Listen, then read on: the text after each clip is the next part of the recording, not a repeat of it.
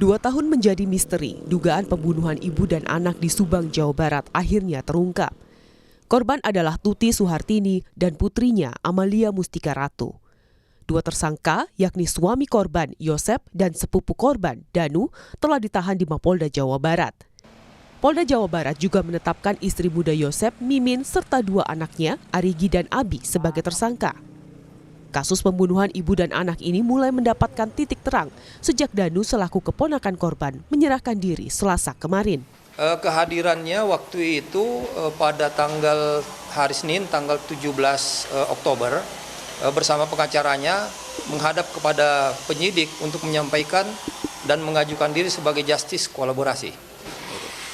Tetapi sebelumnya pada tanggal 19 September dari pemeriksaan terhadap yang bersangkutan, kita sudah mendapatkan keterangan-keterangan terkait dengan para tersangka yang lain. Dan juga beberapa kejadian yang mengkaitkan para tersangka yang ditetapkan ini dengan kejadian tersebut sebagai pelaku.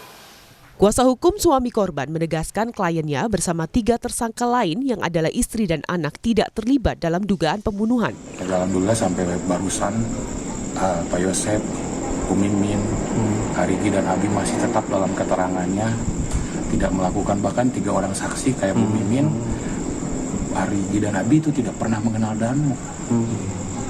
Tidak pernah mengenal Danu sebelum kejadian. Bahkan sesudah kejadian pun hanya tahu ketika sudah jadi masalah.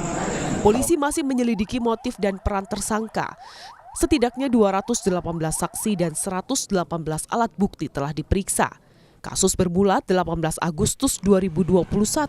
Saat itu jasad Tuti dan Amalia ditemukan di dalam bagasi mobil mewah yang terparkir di rumahnya di Kampung Ciseti, Jalan Cagak, Subang, Jawa Barat. Dari Subang, Jawa Barat, Hendri Irawan, Kompas TV.